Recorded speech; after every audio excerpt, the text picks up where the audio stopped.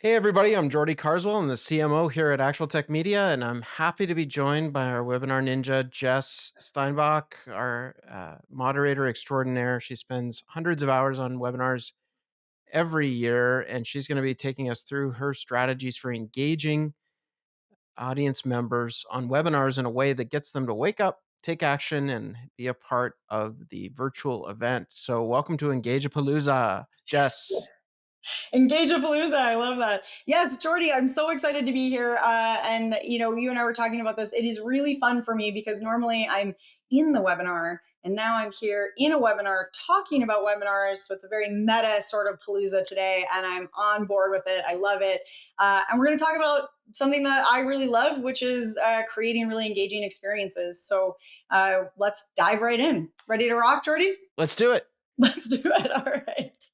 Jordy, I'm glad that you're ready, that you're pumped up, because I am going to start things out by asking you a question. And what I want you to do is think about the last time you were at an in person event. And I want you to describe the scene, set the stage for us visually. Yeah, it was the '70s, Pink Floyd. No, I'm just kidding. Shocked you remember that. Yeah, that's No, no, no. it. Yeah, no, it's amazing, right? When you're in a crowd, there's buzz, there's a feeling to it, there's sound, lighting, um, energy that you just, you know, you love from a live event. That's why people go. Yes. Yes, Jordy, that's it. And when you're in that room, when you're standing in that crowded room and you're feeling all that energy and that vibe and the buzzing, and then what happens? The lighting crew will set some kind of a lighting cue, and there'll be like a zhoosh of the lights. And then there might be a swell in the music. And there's all these little cues that come in and tell you the show is starting. Turn your attention onto the stage and we're going to get things rolling, right? And that's so cool, and it captures you instantly, which is awesome. Except we can't do that, right? You and I don't have the luxury of that when we're building these webinars online. Our team can't change the lighting in your house. We can't change the background music in your living room or in your home office. So it's great that we can connect with you and reach you at home without you having to put on shoes or go stand around in a conference center. And that's really exciting. But it means that we have to work that much harder to capture your attention, to make sure that you are looking at, of all the browser tabs that are open, and I know that a lot of you out there right now have your many browser tabs open on your computer screen, and I hope that this is the one that you're looking at. But if it's not, come back to it right now. Knock, knock, knock. Come on back, because that's what we're here to talk about today: is how we can keep your audience focused and attentive on this webinar, whatever else is going on around them. Right? Exactly. Yeah, that's not you in the bathtub, is it? That's not. No, this poor No. lady. Yeah. It doesn't look like the most comfortable office, but it's also probably not the worst office setup that I've I ever. feel like this is her like conducting the like moderating the webinar from the tub Yeah. Yeah. so there's no noise from the kids. Yeah, that's it. That's her sound booth. Yes. Why didn't I That's think of that? her Okay. safe Yeah. place. Future webinars, I will give that a shot. We'll do from the bathtub with actual tech media. Jordy, okay, let's jump into some specifics here. Because our key takeaway with kind of getting started here is that it's all about energy, right? That's the biggest thing. You are connecting, your speakers are connecting with people, and you're trying to tell your story to an audience that your speaker can't see. And sometimes, if you're off camera, the audience can't see you. So hey, good, little plug there for trying to be on camera as much as possible. But certainly the biggest thing is finding those ways to get energetic. And that's why my number one or first tip for all of you out there is to get physical. Jordy, before we came on to this webinar, you were doing jumping jacks, right?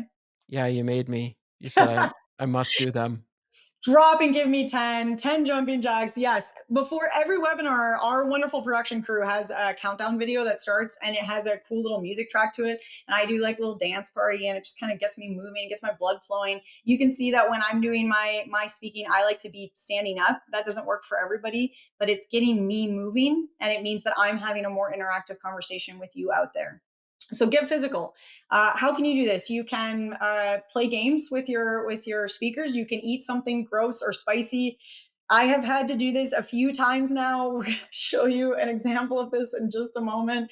It's rough, but it immediately brings some authenticity to it. I'm having a real physical reaction to those horrible jelly beans or those spicy sauces that I had to eat. And so you're getting an authentic version of me, and you're also getting an authentic version of the speaker. And the audiences love that. They love that. You can play a game, you can get people up and moving that way. So this one's a really fun one, but the most important thing about it is getting the speakers out of what they've said 100 times before and getting the audience out of what they've heard 100 times before, and instead sharing a little bit of an authentic human moment, right? Absolutely. So, Jordy, do you want to see an example of this? All right, let's do it. Let it rip. Oh boy. Okay. I'm gonna show you an example of me. We're gonna start with something I'm calling spicy. Here we go. Jonathan, I have to say, your team has now asked me to play some hockey. We've eaten some terrible jelly bellies. This is the first time I've been a little scared coming into a chat with you. Jess?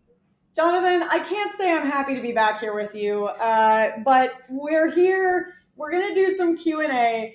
And while we do this Q&A, I'm going to ask you, I think we're going to have time for about 4 questions. We're going to do 4 peppers. So we're going to do a chipotle, then a cayenne, then a whiskey habanero. Oh man, guys, we're bringing it home with a ghost pepper. I'm so scared. Okay. All right. Jonathan. Yes, that is a scary one. That's scary. We're starting with the chipotle pepper. So chipotle pepper it up. And Jonathan and I talked about this. We agreed that if we're going to do this, we're going to not wuss out. We're putting a decent amount. Oh, that's too much. I did too much, guys. All right, well, you're going to have to do it. You're going to have to do it. I have instant regret. Yeah. Okay, Jonathan. There's a lot there. So we eat this first and we start the Q&A? Mm-hmm. Oh, I hate it. Oh, it's so bad. That's a little hot. Jonathan, is the keeper skim rest endpoint also used? That's a very good question and a deep one, especially when my mouth is already burning. And I'm trying to maintain. I think I'm going to break a sweat after this one. Okay. Cayenne. Does the on-prem gateway run on Windows or Linux? Go. Oh man, I think I totally accidentally answered that. The gateway can run on Windows or Linux. It doesn't matter if it's physical. It doesn't matter if it's virtual. Wow, this is hot. This one's getting hotter as I talk. Yep. One second, guys. It's getting worse. Physical, virtual. I'm about to cry here. I'm sweating already. Because I know that your team is not going to let us skip this one. We are going to do the ghost pepper. Jonathan, we're going to give it a really good dollop. We're going to give it like a solid go. Like if we're doing this, we're doing this, right? All right. My hands are shaking. Yeah, I hate myself a little bit. There's a lot on there, guys. I mean, I'm not even. You see it? I mean, if I showed you, it's spilling in my hands. I went big. Okay. All right, go for it. Oh my God. Okay, Jonathan. Why does your team hate me so much? Jonathan, do the post-rotate scripts have a standardized format like PS1, BAT, etc., or a template list? Oh, it's in my throat. Yeah, let me...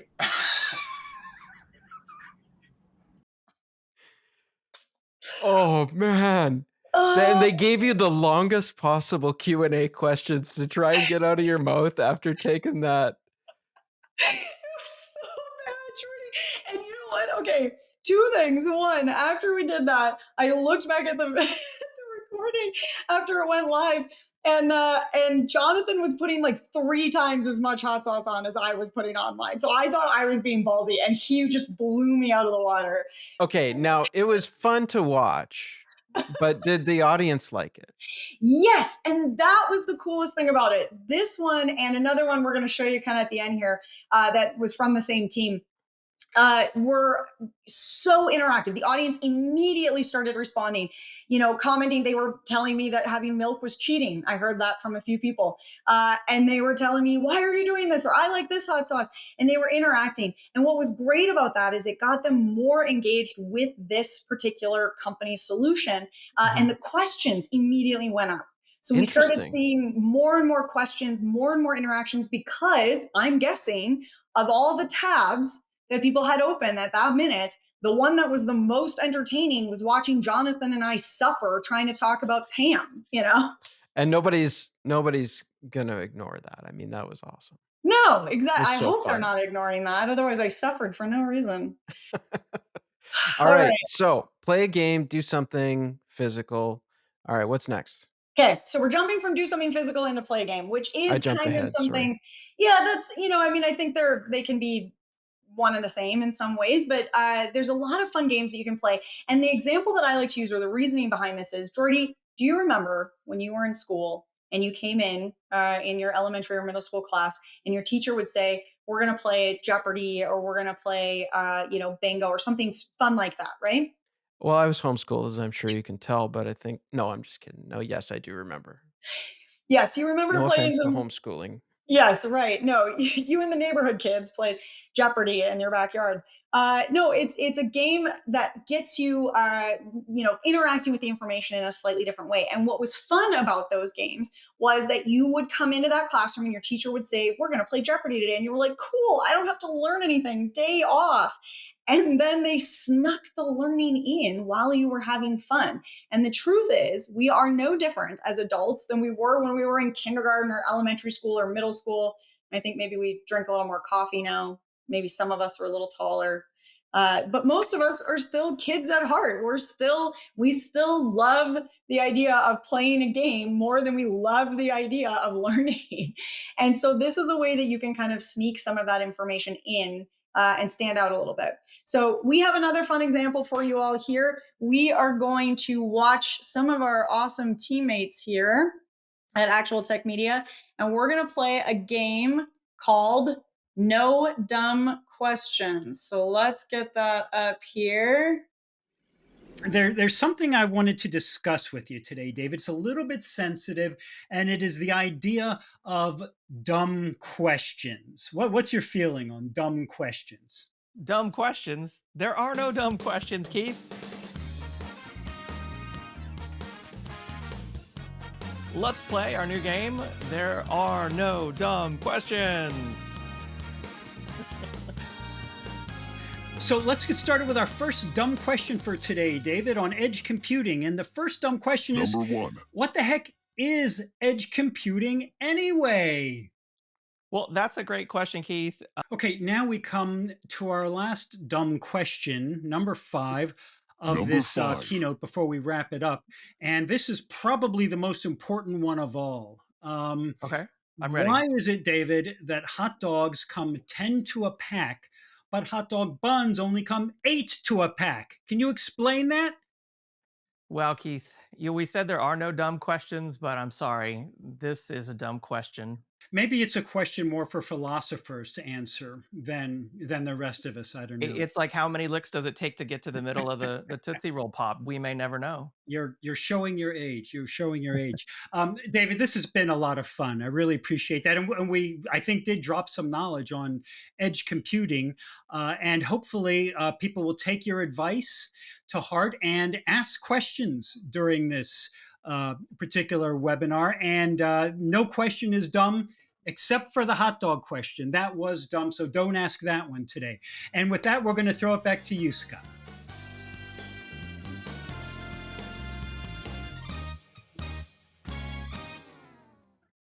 Very cool. That hot dog thing, I'd never even did you have to Google dumb questions to get that one? I really think they did. I think they actually looked up a bunch of dumb questions, but I love that one because I think it was so fun watching. David, Yeah. and that those were really authentic reactions from him. He was genuinely laughing, and Keith was genuinely laughing, and it's such a fun thing to see them kind of just enjoying asking and answering these dumb questions. Yeah, and I think too, for the audience, like, we say dumb questions, but inevitably the questions that get highest interest in traffic are often the most general and the Hmm. ones that, especially in a new concept area. And so doing stuff like that was nice. It's setting the audience at ease. Plus, it's fun. Yeah. How did the audience react on this one? It was great. And one of the things that David said that we, don't have in the clip here was he said after, the initial, and I have to give a shout out to our production crew for the music and the graphics and the number one that catches me every time.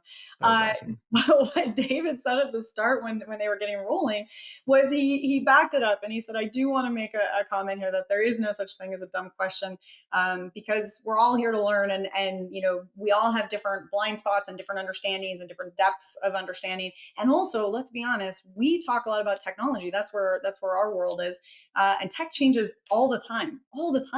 So what you think you knew might be different tomorrow. And so asking those general questions isn't dumb. And immediately the engagement shot up. And what I thought was really cool about that was we did start to see for the rest of that was a multi-vendor, so we had quite a few different presenters happening that day, and we saw the general questions come in a little bit more frequently. I Nice. think people were less afraid to ask things like, what is ransomware, than, Yeah. than they would normally be, and kind of going back to the basics. Let's hope they got that one figured out. But yeah. Yeah, I that think might be. I think we got the idea. All right, so games, cool. What's All right. next? Okay, let's do it. Sit down with friends. David, that's what you and I are doing right now. Oh my gosh. Jordy. You just called me David. You spend so much time on webinars with David that I'm not even gonna take that personally because I understand. I understand. It's okay. That I do mean that as a compliment to you both. And Jordy, this is what we're doing right now is we're having a conversation with friends, or we're sitting here wishing David was here with us. That's all I'm saying. But basically the point of this one is that sometimes I think we get really caught up in the format of a presentation. So the slides and the presenter and the speaking and the moving of the slides, right? But what can be a really fun way to get information across is to just have a casual conversation, just Yeah. to shoot back and forth and discuss something. And what's great about that is more often than not, what you'll see is that the speakers will start to zero in on what they're actually excited about. So if Yeah. you give me a script, I'll follow the script. I can do that. Sure, no problem. But if you let me just sort of roll into where I have fun things to talk about, so again, lifting our curtain today, Jordy and I are totally off script on this one. We're just free forming and freestyling as we go through. And so what you're going to hear today are the things that I am excited about. You're going to hear the things that are coming out of my brain, my heart, my energy, as we go through, because this is the stuff that I want to talk to you about. And that's what's fun about these sorts of more conversational webinars. So So it's I have a question about that. So yeah. how do you Jess, you meet dozens of our clients a week. How do you develop a rapport with them to be able to have a sit down with friends type conversation where you can get them to relax and create great content for the webinar without having, a pre-existing relationship with them? How do you do that? This is a great question. And the first thing I would say about it is at Actual Tech Media, we always ask the speakers to have what we call a sync call to meet Mhm. up with us prior to the webinar. And we try to get the moderators there and the speakers there so that we do have that opportunity to connect and just kind of chit chat, get to know each other a little bit. Some of the silly things talking about, backgrounds that people have, if they have funny toys. You'd be shocked at how often, I learned that one of our speakers is a jousting champion, and I wouldn't have known that except they had a jousting knife, sword, pointy, pokey thing in the background. And, so I got to ask a question about that, and then we can develop that relationship. So, first and foremost, if you have the opportunity to get together prior to the webinar, I think that does lead to that authentic connection. If you don't have that opportunity, I think that's where having a moderator, be a part of the conversation can be really helpful, because it's our job to build connections. It's what we love doing, it's what we're passionate about. And so we can help the speakers kind of find that connection point, even if they weren't able to prep that in advance. Yeah, and I think that's what we appreciate about you guys because so many times we've been on webinars where the moderator, quote unquote, is the person from the conferencing company who says, "Welcome to the call. Today we are discussing blah blah blah blah blah," and that's what they consider the moderator's job to be. Yep. But it's so much more than that. They are the host of the discussion. They're like a talk show host. They're there to tee it up Yep. for the guest, right? And you guys do an amazing job on that. So, and I'm just going to put a plug in for you there. Well, thanks, Jordy. I appreciate that muchly. And moving on to Get Real. All right. Well, I think, a lot of times, especially as we were talking about, in the tech world, we want to talk about the technology. We want to talk about the theory. We want to talk about the philosophy behind it. But it's really important to just to look at the audience at where this hits them in their lives. Where are the connection points from this theory that we're talking about to you in your life and how you're going to Yeah. use it? I think one of the coolest things I heard, and this is a marketing anecdote, but was that thing. I don't know where it comes from, and maybe you do, but like I don't sell somebody the drill or the nail. I sell them the shelf that they're going to build in their living room and all the cool stuff they're going to put on it.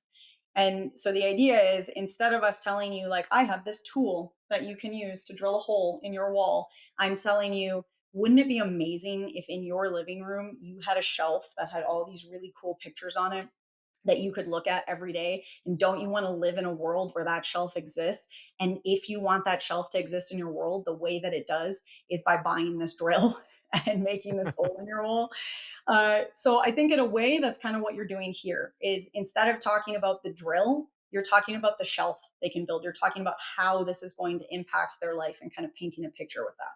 Yeah, that's marketing 101, right? You want to sell the vision of what your life was like before and what it'll be like after when I'm using that solution. And two, I think customer stories are a key to that. Like if your speakers can show up with one or two customer stories or anecdotes that they can share and the opportunity comes up to weave those through, you're going to see a huge amount of engagement from as humans. We learn through stories. That's how they got passed down generation after generation and lessons get learned. So leveraging that can be a huge win, I think, on these presentations. Well, and speaking of stories, one fun version of the Get Real. So the examples that we have are things like, the stories from the trenches, use cases, but also kind of a fun one is pop culture references. So this is a bit of an interesting spin on it, but bringing it into the real world by connecting it to something that we can all relate to has been really successful for us. Things like superheroes or movie references, and Mhm. finding ways to kind of talk about tech through that. So we have an example for you of that. Let me get that up here. And let's take a look at our pop culture game. And about halfway through the conversation, he told me that he was talking to me on his new Apple Watch, and he told me that he felt a bit like Dick Tracy. Now, I haven't read Dick Tracy, the comic, in years, and I'd completely forgotten about his radio watch. So I had to go back and do some Googling to check it out. Sure enough, as far back as January 13th, 1946, you can see that famous crime fighter sporting his iconic and ahead of its time two-way communication gadget. And we thought that it might be fun to kind of dig into some of the tools that we've seen referenced in pop culture. And today our entire EcoCast is about AI and machine learning and how to take that up a notch. So we're going to dig into some examples where maybe we're seeing that in movies and TV shows. Okay, great. Well, this definitely qualifies as taking things up a notch, but it is not a good notch. I'm talking, of course, about everyone's go-to AI dystopia. This is Skynet from the Terminator. This is the military AI that tries to wipe out humanity over the course of, I don't know, 30 years of movies.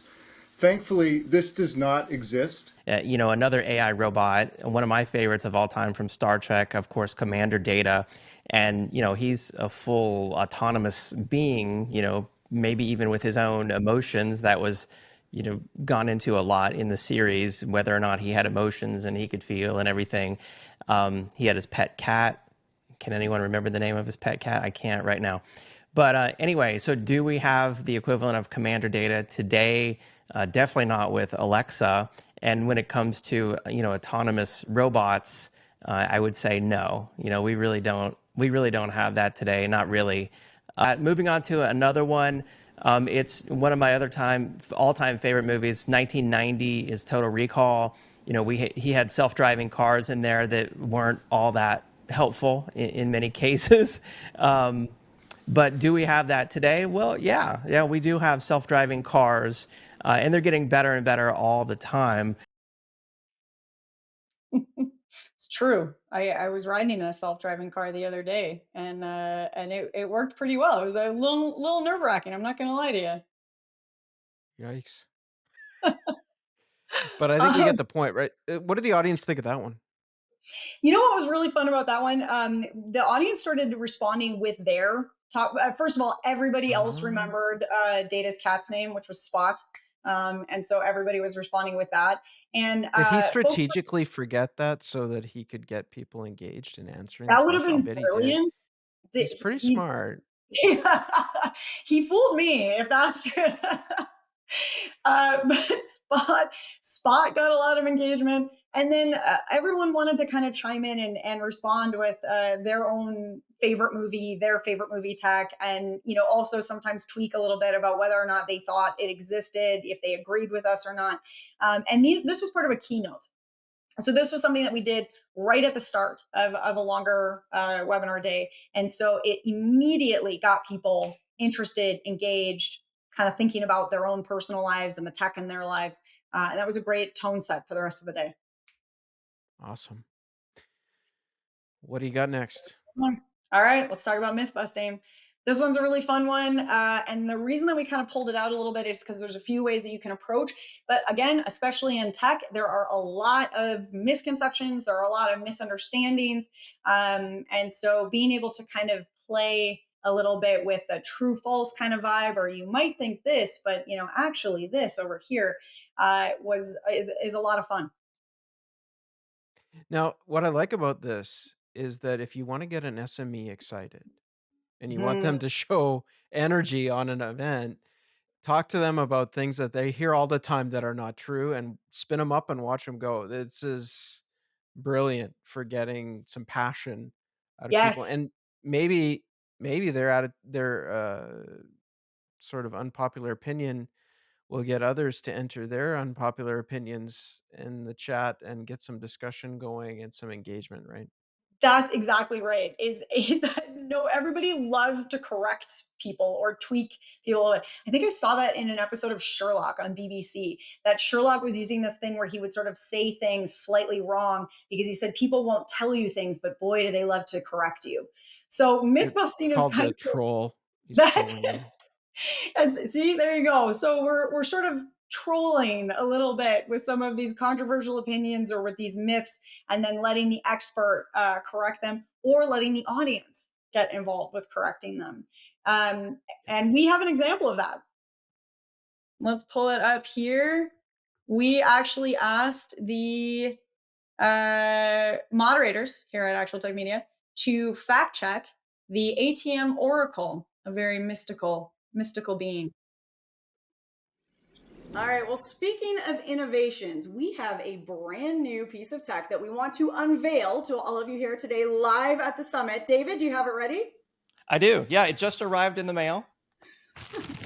Okay. David's going to get that ready and unwrapped. So I want to welcome one and all to the grand unveiling of the Actual Tech Media Magic Oracle. This handy dandy little doodad will predict answers with a certain amount of undisclosed accuracy that may or may not be a truthful representation of a possible could be future scenario. Hard to beat that kind of accuracy. Hey guys, David, should I invest my time looking for new and innovative tech to use at my org? Oh, the Oracle says very doubtful. Okay. So David, what do you think? Let's fact check that. Wow, I think the Oracle is absolutely wrong on this one. I'd say the Oracle may be new to IT because that's a sure way to lose your job, is to buy some expensive new thing that everybody has to use and you never even told them about it or asked them about it before. David, I'm going to kick this one to you as well. Let's talk about demos. So Oracle, are demos worth it? My sources say no. David? So I would highly, absolutely disagree with that. All right, let's do one more here, and I'm going to kick this one over to Scott to fact check for us. Scott, or Oracle to start. Do I pay attention to customer success stories? The Oracle says, as I see it, yes. Scott? Another win for the Oracle. My question for the Oracle is, will I get a lot out of the summit today? And And yes, it says yes. yes, that puts it in the win column. Dun, dun, dun, dun. Look, you can't see that. There we go. My terrible handwriting. And look at this high-tech scoreboard I've got going on here. All right, that is a win for the Oracle. And I would have to, I'm going to fact check that one, David. I would have to totally agree with the Oracle on that. We've got some incredible vendors. I'm so excited. That looked like some early Jess, like some 1.0 Jess. The early days before our team got me a much fancier camera setup. But look, I'm still There using you go. my fancy, I always have my low tech scoreboard here with me. Yeah, I liked that one a lot, Jordy. And again, part of what was fun about it was that the audience was fact checking it as we went through. They were Yep. responding with their opinions about whether the Oracle got it right. And, it's been a while since any of us have played with an 8 ball. Yeah, and I think that's the point though, right? You're not just trying to do stuff to make people laugh. Hmm. It's they can watch, TikTok for that. What they're really there for is or what we're really trying to do is to get them to do something, to wake up, come to the tab, engage with the webinar, ask a question, make a comment, uh, remember that they were there, have a memorable experience that they learned something, right? Yes, that's huge. And one of the biggest things, especially, let's say that you're participating in a webinar where there's multiple vendors presenting in one space. You're at a big conference or a virtual conference in that style. We call them multi vendors, like EcoCast summits. If you're in something like that, you want to make sure that when the audience is scanning back over their day, or let's say that you were totally alone on the webinar, but just think about all the information that your audience is taking in any given day when they scan across their day on their drive home or when they're sitting around the dinner table, you want to be the thing that sort of bumps out from their memory. Yep. Oh, I saw a funny clip today of some people playing with an 8 ball. I haven't thought about 8 balls in a while. It was really funny. And then that's logged away. And then the next time when they're thinking about, a technology solution, you're there, you're up, you're in their Yeah, brain. or when the vendors, SDRs or sales folks reach out and say, "How did you enjoy the webinar?" They're more Yes. likely to go, "Yeah, I remember it." And maybe that's you know what? All of these things, this is a good point. All of the things that you did for special engagement, share that with sales so that they can reference those things when they call the customers after the fact. Say, "How did you enjoy the webinar? Did you enjoy watching Jess and our rep with the hot sauce or Yep. things like that to jog their memory?" Yep. That's an incredible point, right? That's huge. These things are only as good as we do something with them. So that follow up aspect. And actually, before we wrap, I am going to show you one example of a follow up, a social media campaign that we did. And I spoke with the team about it after we wrapped, and they said that their email marketing campaign that they did on this particular one that I'll show you was one of their most successful email marketing campaigns that they had because everyone was so excited about it and so interested in this funny little thing that we did that was awful, and I still have PTSD from it, but boy was it good clickbait apparently. Right on. Well, before we get to that one, I Yeah. think that, there's a few things here. Like we want to be creative. We want to do great events. Mm, We're strapped for time. We're understaffed. We don't have ideas. We got whatever, right? Got a million things going on. To mhm. try and think of how am I going to make an engaging webinar is probably, even though I know I should, it's may not be it's something that I feel that I can execute on. And this, I'm just going to put a plug in for our team here. Like, this is what we do. We work with you to figure out what will be fun and to execute it without you having to do all the heavy lifting. We will make it work and we will bring the ideas and we'll work with you on those and iterate on it and find something that will really be unique, something you can be proud of, and something that will be effective for your sales team when they're, closing deals off the back of these webinars. So don't feel like, oh yeah, that's great that someone else was able to do this idea or that idea. Think about it as, when we work with Actual Tech Media, we will be able to do this kind of stuff if we just ask them to help us.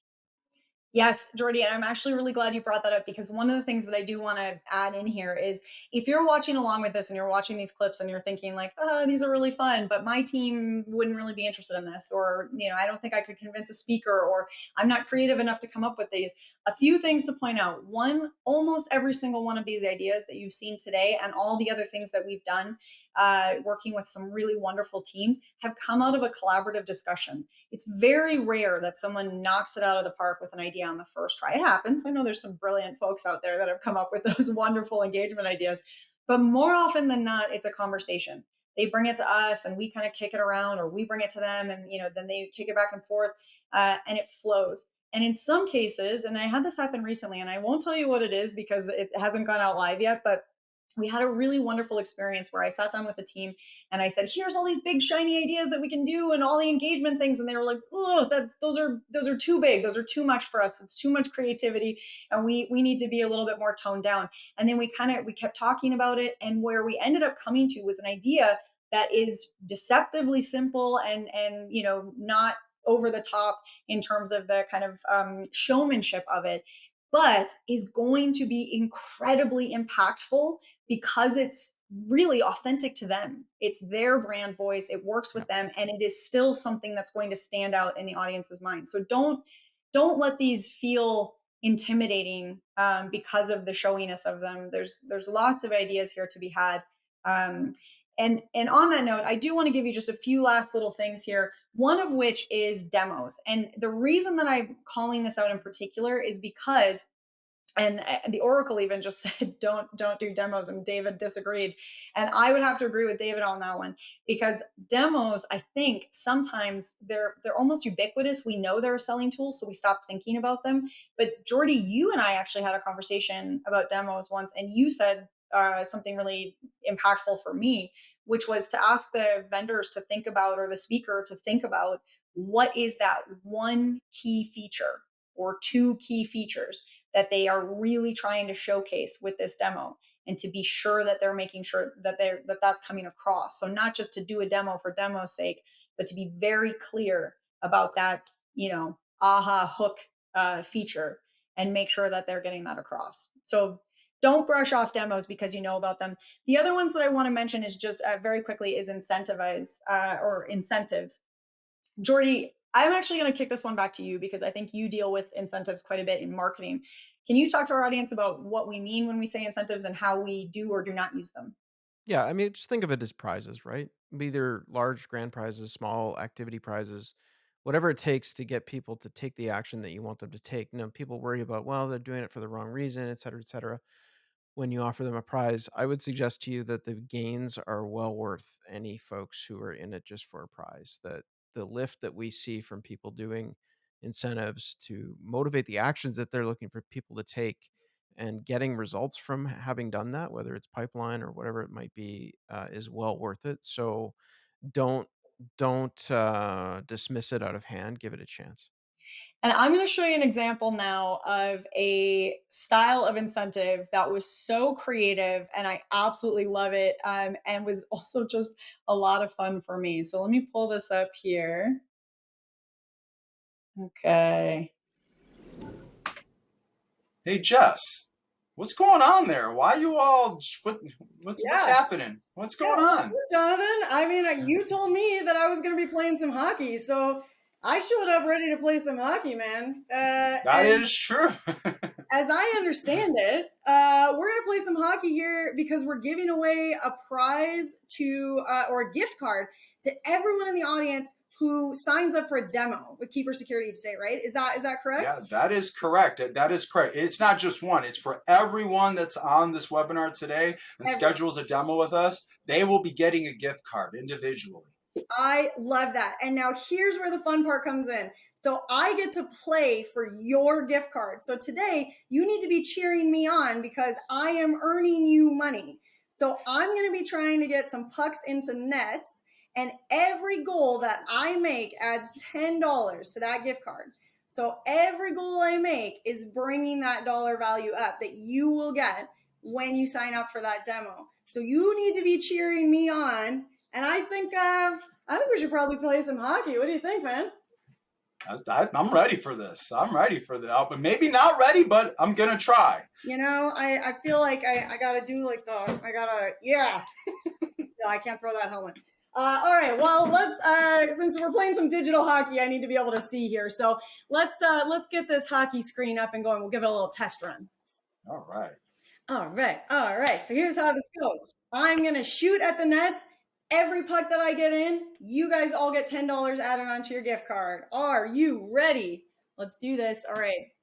I'm gonna go right. Eh. Eh. Oh! Stupid goalie. Okay. Let's try that one. Swipe. Swipe. This game is harder than I thought. Swipe. What? How did I go out? Okay. Oh my goodness. Just one. Oh! Yes! Yes! Yes! That's $10. $10 for all of you out there. Yes! I am a hockey master. Woo! All right. Well, I feel like I shouldn't push my luck any more than that. So let's get back into it, and I'll see you at the next period break. Mm-hmm. Cool. Yep, That looked Jordy, fun. I got $50 for them on that one. I made five different goals, and I was not I was not play acting. It every time I missed, I actually was missing. I was genuinely concerned for a second there that I wasn't going to get any money for that. That's awesome. You know, another one that I've been thinking about, it's not on your list, but quizzes, right? Mm. So people love quizzes, and you can do an online quiz together as a shared thing where the mod goes through it and where the presenter goes through it, and we get to the end and see what their score or result was. So there's so many online tools. Like that's just a website probably with that game, right? Yeah, yeah, yeah. That was a free hockey, whatever, digital hockey Yeah. game. Yeah. Yeah. Yep. So I mean, there's so many online tools. You can just share screen and just go out there and do stuff. Yeah, absolutely. And you know what? And sometimes you don't even need we did a quiz the other day where Scott was asking people what they thought, he was reading all the different SAS acronyms and what do they think it stood for? And then we did the reverse, make an acronym for this. And we were Hmm. just having people write in on chat. And that was super fun. And it was a way of sort of laughing about the abundance of acronyms in tech that also immediately got people engaged and then rolling into a conversation about the topic. Awesome. Yeah. All Very right. cool. Well, we are almost at the end of my list. And the most important thing that I want to end with here, the number one tip is to be authentic to you. Know your message, your story, and your mission. And when I'm talking about your mission, what I mean in this particular case is your mission for this webinar. So I mentioned this at the top that what can sometimes happen with these virtual events with webinars is that it just becomes a checkbox. It becomes the thing that you need to, oh shoot, we have a webinar next week, we get a speaker, we get the slides together and we present. And again, forgetting about that audience on the other side. So you have a room full of people, more people than you would likely ever get to come and sit in an actual physical room with you and across this whole, global scape, and you are able to speak to them one on one for that time that you have them. And let's be honest, that minute or two that you've got with them before they're going to tune out is where you need to bring that authentic self. So, a lot of what we've been talking about today are ways that you can bring an authenticity from your speaker, and that bringing that genuine human interaction from the speaker to the audience and asking them to be a part of it. And that starts with you knowing what you want to get out of that webinar, you knowing what is the story that you want to tell. Why are you trying to make a sale? Are you trying to get people to sign up for a demo? Are you just trying to get knowledge and information out there to have people brand recognition, know who you are? Is there a specific product launch that you need? And start with that. Start and then bring in that authenticity, bring in that energy. And I promise you, the audience is going to interact with that. And we actually have an example. So, Jordy, I promised that we were going to show a social Okay, media. before we do it though, let me just say, we'll go out with this Bean Boozled on an outro, but before I just want to say before we wrap up, if you need help, if you want to talk about ideas, if you want to talk about jazzing up your webinar program, if you would like to run your first webinar, whatever it is, get in touch with us at your rep at Actual Tech Media. You can email me, Jordy at Actual Tech Media. Jess, what's your email address? It's Jess.Steinbach at futurenet.com. All right. We're part of the Future family, so we've all got different email addresses now. But yeah, so definitely shoot us an email. We would be glad to hop on a Zoom and chat over some ideas with you. And for all the folks who've done webinars with us to date, we appreciate you. All right, thanks everybody. So we'll go out with an outro here of a Bean Boozled game, which is a game where you get identical colored jelly beans. Some may taste horrific due to the wonders of food engineering. That could be anything from puke to used bandages to who knows what, or they could be pears, grapes, something yummy. You never know what you're going to get until you eat it. So Jess is going to show how we use that. But in the meantime, we're just going to draw the winner of our Kindle Scribe. And all right, and then we're going to pop the name in the chat and push it out to everybody so you can see the lucky winner of the Kindle Scribe. We'll get that out to you ASAP. You can start recording your amazing webinar ideas and reading all about how to do them better with all the books of the Amazon universe. All right, let's see Bean Boozled. Bean Boozled. Thanks, Jess. Let's do it.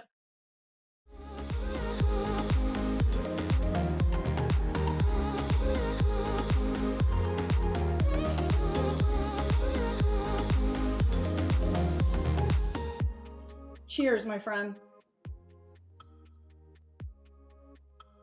Oh god, I got toothpaste. Okay. This is juicy pear or booger. Oh, I got pear. I got booger. Oh, yeah. Okay. I got liver and onions. I got liver and onion. Yep. Yeah, I did. How's my grandmother eat this? She I'm loves like, liver and onions. it's on my tongue. I'm trying not to taste it. Oh, it almost came up. Okay. Oh, God. Oh,